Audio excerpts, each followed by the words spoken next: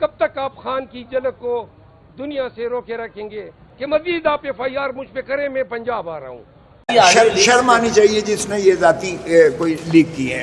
اگر اس قسم کی کنورسیشن کلائنٹ اور وکیل کے درمیان ہوتی ہے جس نے لیک کی ہے اسے شرم آنی چاہیے۔ سر ایسی کیوں آڈیو لیک ہوتی ہیں؟ مجھے کیا پتا ہو، آپ کو پتا ہوگا۔ آپ لوگ جو لیڈ کرتا ہے جو ماشاءاللہ، یہ جیل کی بات کر رہے ہیں آپ، لیک کون کر رہا ہے ویسے؟ لیک کون کر رہا ہے سر؟ مجھے کیا پتا ہو۔ آج آپ کی ہوئی ہے، اس کے آداب کیا ہیں ویسے؟ اس طرح کی آڈیو لیکس کا مقصد یہ آلریڈی جو کچھ بابر ستار، جسٹس بابر ستار صاحب نے آرڈر کیا ہوا ہے کہ آئیں بتائیں کون لیک کرتا ہے، کس قانون کے تحت لیک کرتا ہے، کیوں نہیں اس کی سزا دی جاتی ہے جو اس طرح کی حرکت کرتا ہے، یہ پرائیویسی میں کیسے مداخلت ہو سکتی ہے، وہ آلریڈی چل رہی ہے اور میں نے کی ہوئی ہے وہ آگے۔ اسی دوران آپ کی آڈیو لیک ہو جاتی ہے، یہ تو اس طرح کی آڈیو کیا مطلب، یہ میسج کیا دینا چاہتے ہیں؟ اسی دوران میرے بیٹے کو 13 کروڑ 65 لاکھ کا نوٹس بھی آ جاتا ہے۔ اسی دوران میں میرے گھر پہ جو ہے پھول جھڑیاں بھی برسائی جاتی ہیں۔ اسی دوران میرے لفٹ میں مجھے جو ہے سیر بھی کرائی جاتی ہے، گھمایا بھی جاتا ہے۔ تو میں کیا کہہ سکتا ہوں۔ آدھے پاکستانی رات کو سوئے نہیں تھے کہ ہم کل خوشی سے خان صاحب کی جو ہے جھلک دیکھیں گے، اور انہوں نے پولیس جو ہے بالکل پورے پاکستان کی پولیس پٹھو بنی ہوئی ہے، سٹوج، پرچہ کرو فلاں پہ پرچہ، ہزاروں کے جیلی پرچے اس نے کیے پولیس نے۔ خان صاحب جو ہے پورے پاکستان اور ابراڈ اپنی بے گناہی کی سزا کاٹ رہے ہیں۔ صرف ان کا قصور اتنا ہے کہ وہ پاکستان میں چاہتے ہیں کہ قانون کی حکمرانی ہو، اور قانون کی حکمرانی کے لیے آواز اٹھانے والے شخص کے ساتھ جو رویہ ہے، اور آج سے 20 ماہ قبل آج کے مقاصد کے اصول کے لیے انہوں نے کیا کیا، سائفر کے نام پہ گورنمنٹ جو ہے فارغ کر دی۔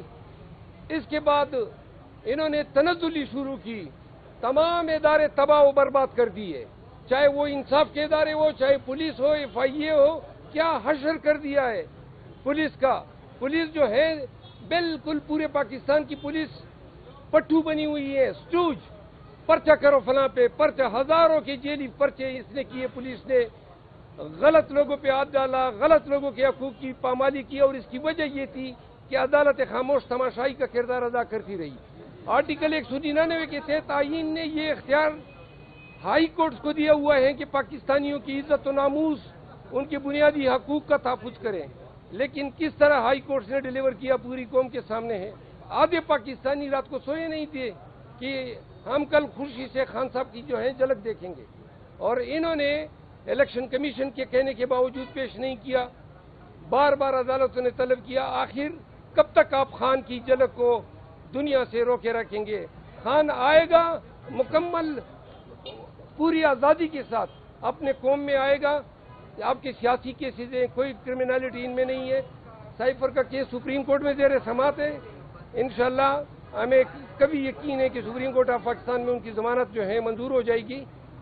آخری بات یہ ہے کہ آج میں نے میرے اوپر مزید گزشتہ 5 ایام میں 7 نئے کیس درج کیے، جن میں سے 2 کیسز جو ہیں وہ ہائی کورٹس نے، Peshawar high court principal seat اور لاہور ڈی خان بینچ نے 2 مقدمات کو جو ہے سسپینڈ کر دیا ہے۔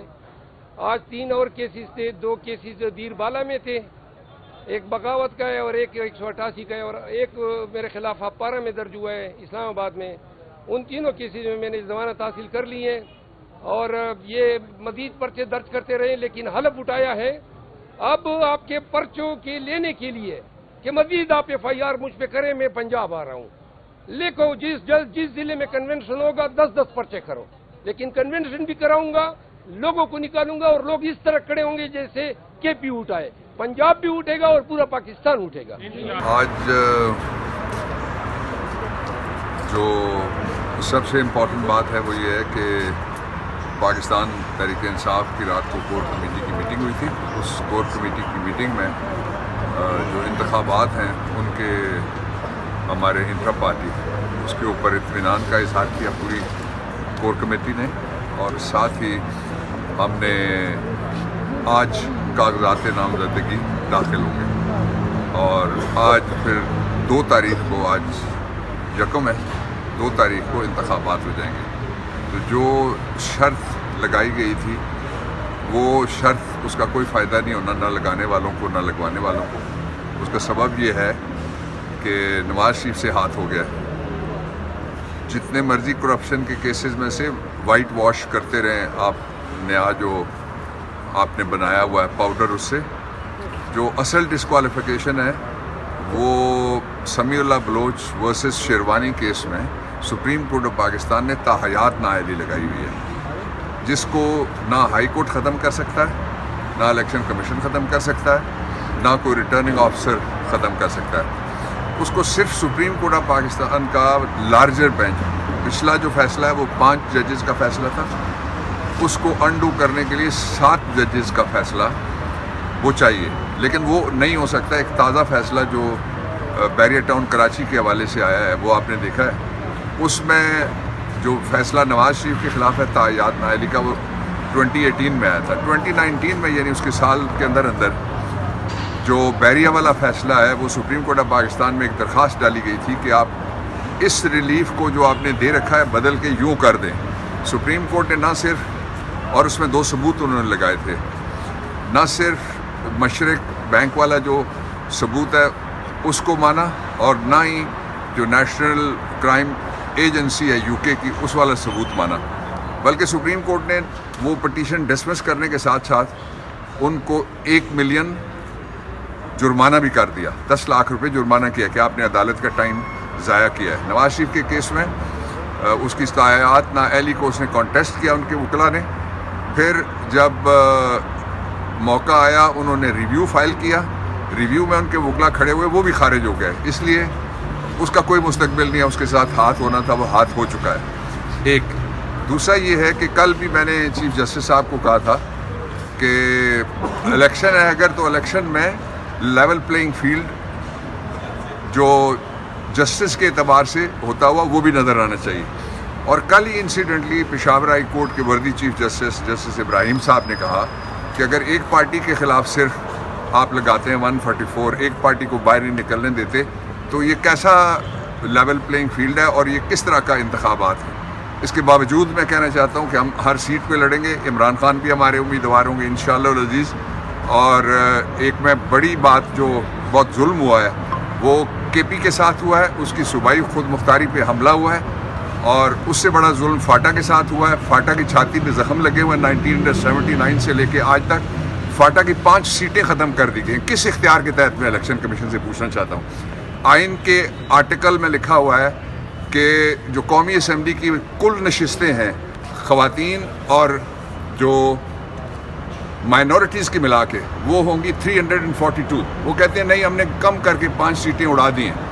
یہ صوبائی خود مختاری میں مداخلت ہے باقاعدہ سیدھی الیکشن کمیشن کی طرف سے یا جس نے بھی ڈیلیمیٹیشن کی یا کروائی ہے اس کی طرف سے۔ اور پھر جو فاٹا ہے وہ ان علاقوں میں آتا ہے جس کے اندر کانسٹیٹیوشن میں آج بھی لکھا ہوا ہے کہ جو لیس پریولیجڈ ایریا، لیس ڈیولپڈ ایریاز ہیں ان کو خصوصی توجہ اور خصوصی رعایت ملنی چاہیے۔ تو فاٹا اس لیے کہ ان کو ووٹ نہیں دے گا جو وہ پالش کر کے لائے تھے چیری بلاسم سے، چیری بلاسم کا بڑا بھائی جو تاحیات نااہل ہے، تو اس لیے فاٹا کے ساتھ یہ جو زیادتی ہوئی ہے کوئی اور آواز بلند کرے نہ کرے، ادھر میرے آباء و اجداد کی قبریں ہیں، اس لیے میں یہ آواز بلند کر رہا ہوں کہ یہ فاٹا کے خلاف بہت زوردار ظلم ہوا ہے، وہ 5 سیٹیں بحال کرنی چاہیے تاکہ فاٹا کے لوگوں کو نمائندگی مل سکے۔ FCR کے بعد یہ دوسرا بڑا ظلم ہے، FCR ختم کیا اس کے بعد یہ ظلم ہو گیا، اور پھر جو صوبائی خود مختاری ہے اس میں مداخلت نہ کی جائے۔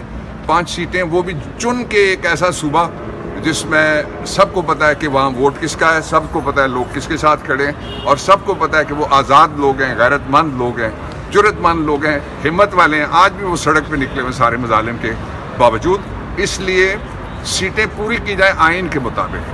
سر بیرسٹر گور صاحب بھی پارٹی کے چیئرمین ہوں گے؟